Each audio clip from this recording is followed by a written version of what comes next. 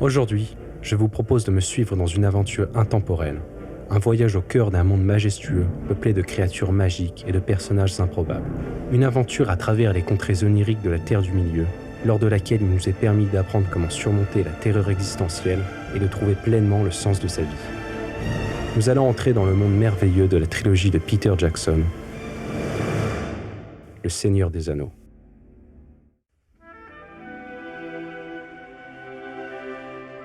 Le Seigneur des Anneaux est une œuvre littéraire écrite par John Ronald Reuel Tolkien entre 1954 et 1955 et qui connaît un succès sans précédent à travers le monde. C'est à ce jour un livre figurant parmi les 10 plus vendus au monde. De par sa complexité et la richesse de sa narration, Le Seigneur des Anneaux s'est longtemps trouvé sur la liste noire de l'industrie d'Hollywood, qui le considérait comme inadaptable au cinéma. Une première adaptation voit le jour en 1979, sous forme de long métrage en rotoscopie inachevé, qui ne restera pas vraiment dans les mémoires. C'est dans les années 90 que le réalisateur néo-zélandais Peter Jackson, fan de longue date de ce livre, propose d'adapter cette œuvre tant redoutée. La jeunesse du projet est fragile et se voit repoussée, remaniée et passée de producteur en producteur, jusqu'à ce que les studios New Line Cinema et Miramax proposent un budget à Peter Jackson afin qu'il réalise une adaptation du Seigneur des Anneaux sous forme de trilogie. Le tournage des 3 films se déroulera sur 1 an et demi, d'octobre 1999 à décembre 2000. La trilogie connaît un succès mondial quasi unanime, s'inscrivant ainsi parmi les films les plus salués par la critique, les plus lucratifs de l'histoire du cinéma. Le compositeur Howard Shore sera récompensé aux Oscars pour sa bande-son originale, qui restera gravée dans les mémoires de l'inconscient collectif. Si cette trilogie rencontre un pareil succès, c'est autant pour l'objet filmique que littéraire. Il faut dire que l'œuvre de Tolkien s'adresse à l'humanité au travers de mythes et de philosophies, emprunts aux plus grandes religions et cultures du monde, s'étalant sur des siècles d'histoire. Plus précisément, Tolkien élabore son histoire en suivant la structure dite du monomythe, théorie selon laquelle toutes les histoires sont des variations de quelques histoires originelles. Le monomythe est une théorie qui se veut capable de créer la catharsis auprès de n'importe quel être humain, quelle que soit sa culture ou son héritage culturel. C'est une histoire à laquelle chacun d'entre nous peut s'identifier. Le Seigneur des Anneaux nous raconte donc l'histoire de Frodon, simple hobbit à la vie paisible, qui voit son monde basculer lorsqu'il doit partir à l'aventure afin de détruire un anneau au pouvoir maléfique qui, entre de mauvaises mains, conduirait à la destruction du monde tout entier. À ces prémices assez claires viennent s'ajouter nombre d'aventures et de retournements, nous enseignant toujours plus de manières de comprendre notre propre vie. Sur la terre que l'on appelle Arda, il existe une région que l'on nomme Terre du Milieu. Et au sein de cette Terre du Milieu se trouve un petit coin de paradis nommé la Comté. Et c'est dans la Comté que commence notre aventure avec un petit hobbit du nom de Frodon Sake, vivant à Hobbitbourg, un petit village tranquille, loin de tout tracas. Après une introduction agitée nous montrant la jeunesse de l'anneau, les hobbits s'affairent à la préparation d'une fête à l'honneur du 111e anniversaire de Bilbon Sake. Une flûte irlandaise joue une mélodie fluide et legato, ornementée d'appoggiatures courtes pour imiter l'inflexion vocale, comme si un hobbit sifflait innocemment dans les plaines de la comté. Cette mélodie paisible et stable dépeint un paysage pastoral, pittoresque, à l'aide d'un pentatonisme onirique. Les contrebasses et violoncelles en pizzicato mettent en valeur la nature du hobbit, tantôt enjouée, tantôt espiègle. Et c'est d'ailleurs connaissant cette nature du hobbit que le grand mage gris Gandalf leur apporte des feux d'artifice afin d'animer cet anniversaire. Frodon l'accompagne à bord de sa charrette à travers les décors champêtres et ensoleillés de la comté. Une seconde mélodie interprétée au violon, plus sautillante et piquée, contraste avec la première. Une basse en pompe, jouée toujours en pizzicato par les contrebasses et violoncelles représentant les pas davantage assurés du hobbit, guide cette mélodie. Le tout est articulé autour d'une harmonie simple et calme. Tel un avant-goût de l'aventure inopinée attendant nos hobbits, un touti très expressif et legato vient s'immiscer dans la musique. Le voyage est d'ores et déjà entamé. Alors que les villageois dressent une banderole sur laquelle est écrite « Joyeux anniversaire Bilbon Sake », la mélodie module soudainement.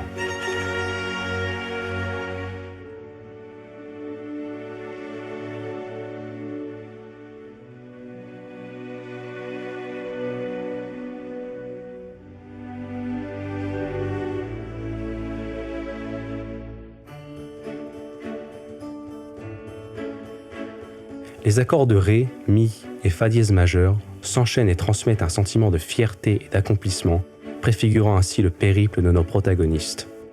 Le ton populaire de cette composition est aussi très largement communiqué par l'usage d'instruments folk. Par exemple, flûte irlandaise, guitare ou du côté des percussions, bodhrán et dulcimer. Mais si la comté se livre avec insouciance aux festivités, un terrible péril guette la Terre du Milieu. En effet, Bilbon a en sa possession un anneau magique qui pourrait, entre de mauvaises mains, causer la destruction de leur monde. À l'origine, 19 anneaux de pouvoir furent distribués aux elfes, aux nains et aux hommes. Toutefois, il ne s'agissait que d'une supercherie du prince des ténèbres Sauron, qui forgea un ultime anneau capable de les gouverner tous. Lors de l'introduction du premier volet de la trilogie, il est raconté une guerre effroyable dans un passé lointain, lors de laquelle Sauron fut vaincu. Malgré cette victoire, les hommes sont corrompus par l'anneau et refusent de le détruire par cupidité. L'anneau de pouvoir de Sauron est en effet de loin le plus puissant, le plus dangereux et le plus corrupteur. Symbolisme phare de l'œuvre de Tolkien, l'anneau de Sauron représente toutes les faiblesses de l'être humain. Ce petit objet en or, associé à la richesse et au luxe, incarne parfaitement les dérivés matérialistes de l'homme qui veut accroître son pouvoir. De surcroît, Sauron est un être divin, représentant donc le mal dans sa forme spirituelle et générale. Le Seigneur des Anneaux s'appuie ainsi sur une philosophie en partie existentielle et en partie religieuse. Il est ici question d'une nature humaine caractérisée par des faiblesses innées qui peuvent conduire à être corrompue par le mal quasi divin. Après avoir convaincu Bilbon de se séparer de l'anneau, Gandalf raconte l'histoire de cet anneau maléfique au jeune Frodon. Comprenant que leurs jours sont désormais comptés, Frodon, son fidèle compagnon Sam Gamgee et Gandalf sont contraints de partir afin de détruire l'anneau. Tout comme la comté est caractérisée par une mélodie, une instrumentation particulière, l'anneau unique reçoit un traitement similaire.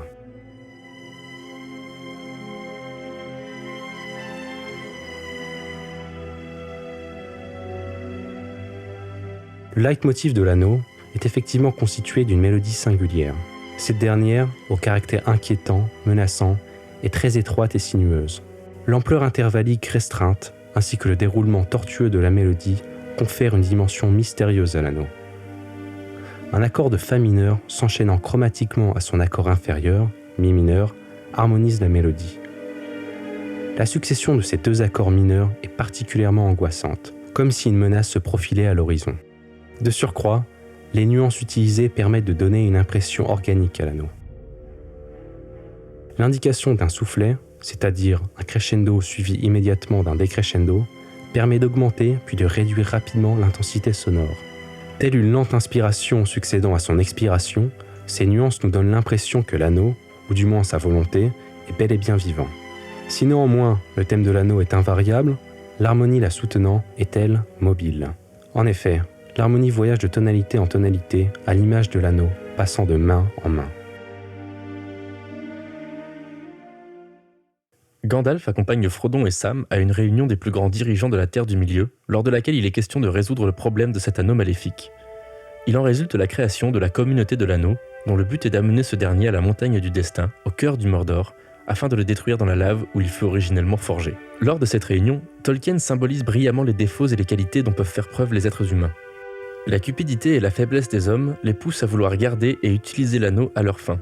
L'indifférence des elfes témoigne d'une faiblesse dans la prise de décision et d'action. Et la stupidité des nains représente la précipitation irréfléchie aux conséquences néfastes, à l'image de Gimli qui brise son arme en tentant immédiatement de détruire l'anneau. Seuls restent les hobbits, créatures humbles, courageuses, symboles de la bonté et de la vertu.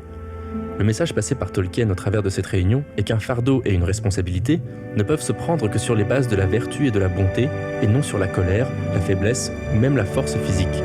Ce dernier point est symbolisé par la petite taille du hobbit. Le courage est à l'intérieur avant d'être en apparence. Lors de ce périple, Tolkien nous offre le plus beau des commentaires sur le sens de la vie, alors que Frodon annonce à Gandalf qu'il souhaite que l'anneau ne lui soit jamais venu. Ce à quoi Gandalf répond « Comme tous ceux qui vivent des heures si sombres. Mais ce n'est pas à eux de décider. Tout ce que vous avez à décider, c'est quoi faire du temps qu'il nous est imparti. » Il n'est pas de discours pouvant mieux résumer le postulat existentiel. Qu'il en soit du destin ou bien du hasard, il est évident que la vie nous impose des épreuves. Celles-ci sont incontournables. Et c'est en ces moments qu'il nous appartient de prendre les décisions qui forgeront le sens de nos vies. Lors de son périple, la communauté se voit contrainte de se séparer, avec Frodon et Sam continuant leur avancée vers le Mordor, tandis qu'Aragorn, Legolas et Gimli progressent vers la terre des hommes, le Rohan. Le Mordor est une terre désolée, emmurée de chaînes de montagnes, au sein de laquelle il n'existe que noirceur, comme si le paysage n'était que charbon et poussière. En son sein, une tour gigantesque surmontée d'un œil enflammé, l'œil de Sauron. Dans la contrée voisine du Rohan, le roi Théoden est sous l'emprise d'un maléfice infligé par Saruman. Gandalf rejoint ses compagnons Aragorn, Legolas et Gimli afin de libérer Théoden de cette funeste emprise. Alors que le sort se dissipe et que Saruman est repoussé, la nièce de Théoden, Éowyn, se jette dans ses bras. Le roi se remet progressivement et reconnaît Éowyn ainsi que son ami Gandalf. Lors d'un moment intime entre un oncle et sa nièce, la bande-son de Howard Shore caractérise très justement cet instant émouvant. Le thème d'Éowyn se développe dans une échelle lydienne, chaude et rassurante. Des quintes à vide, au mouvement parallèle, traduisent le caractère noble et fier de la fille. De plus, les plans rapprochés à base de chants et de contre-chants accentuent la communion entre les deux personnages. Ces paramètres reflètent la personnalité douce et affective d'Éowyn. Respirez de nouveau l'air libre, mon ami. À ces mots, Théoden se dresse. L'action est désormais filmée en plan large, montrant ainsi l'intégralité de la salle du trône. Théoden, instrument à la merci de Sauron, devient un nouveau roi. Un thème conquérant, joué au cuivre, nous indique le regain de la gloire passée du royaume.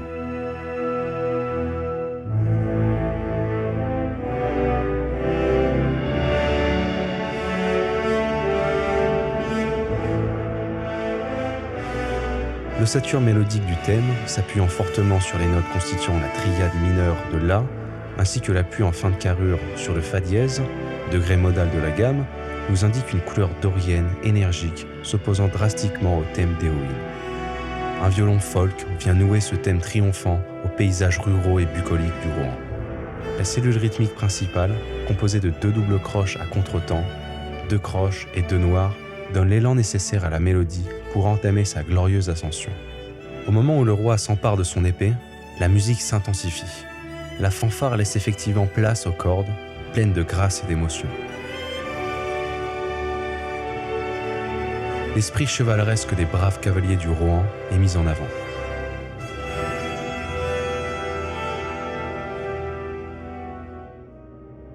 C'est dans la suite logique que nos protagonistes tentent d'unifier les peuples des hommes du Rohan et du Gondor afin de repousser les incursions des troupes du Mordor, tandis que Frodon et Sam progressent lentement et douloureusement vers la montagne du destin. Dans une ultime bataille livrée par les peuples libres de la Terre du Milieu, qui semblerait être un barreau d'honneur, les armées de l'Ouest, commandées par Aragorn, se retrouvent devant la Porte Noire, principale entrée du Mordor. Leurs troupes sont en effet en infériorité numérique écrasante face aux effectifs démesurés de l'armée de Sauron. Les hommes de l'Ouest tremblent de peur face aux orques du Mordor. Les paroles d'Aragorn ravivent leur courage en préparation de la lutte périlleuse imminente.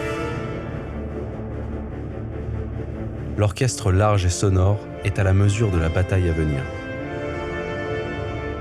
Les timbales alertes nous indiquent l'urgence de la situation.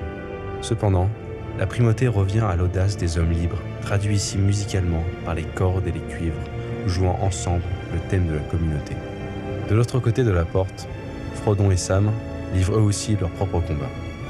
L'ascension de la montagne du destin représente le dernier effort pour éradiquer les forces du mal. Franchissant pierres et cendres, nos hobbits progressent avec difficulté.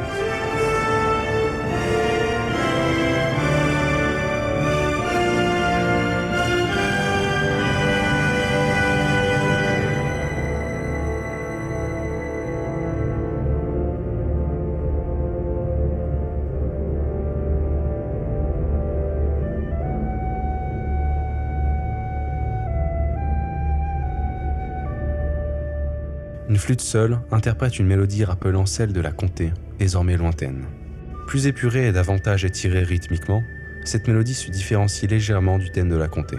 De plus, l'effet de réverbération auquel la flûte est assujettie suggère que la terre natale du Hobbit n'est plus qu'un vague souvenir. En arrière-plan, nous pouvons discerner les timbales belliqueuses, nous rappelant le péril qu'attend les guerriers en bas de la montagne. Hélas, accablé par l'épuisement et l'inanition, Frodon s'effondre. C'est à Sam que revient la lourde tâche de soutenir son ami dans cet instant de désespoir. Au milieu du chaos et de la destruction, Sam tente de rappeler à Frodon la paisible vie de la comté, ainsi que des choses anodines telles que le printemps et le goût des fraises.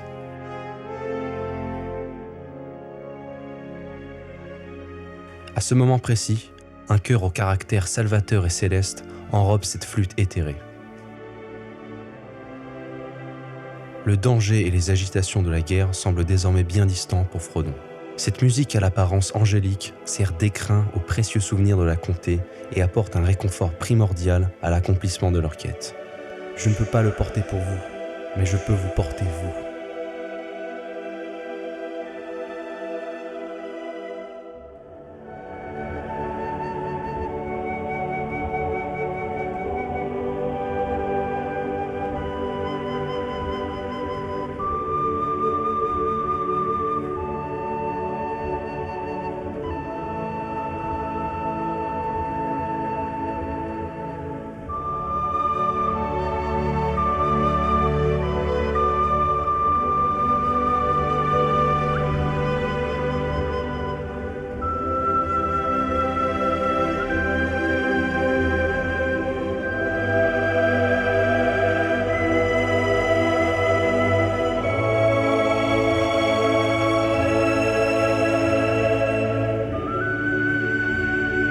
Déterminé à mettre fin aux méfaits de l'anneau, Sam porte Frodon. Les cordes et cuivres rejoignent progressivement l'effectif instrumental et épaulent noblement les deux héros vers le triomphe.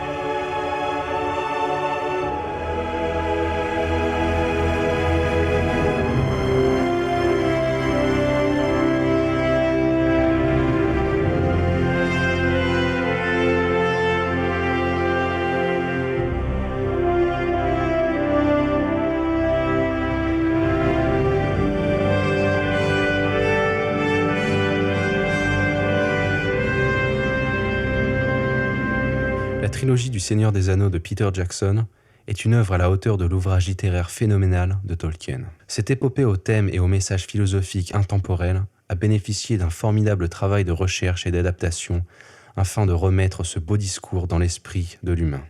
Le travail d'Howard Shore ne fait pas défaut à cette rigueur, avec des compositions riches et pertinentes, accompagnant incessamment la portée morale de l'œuvre.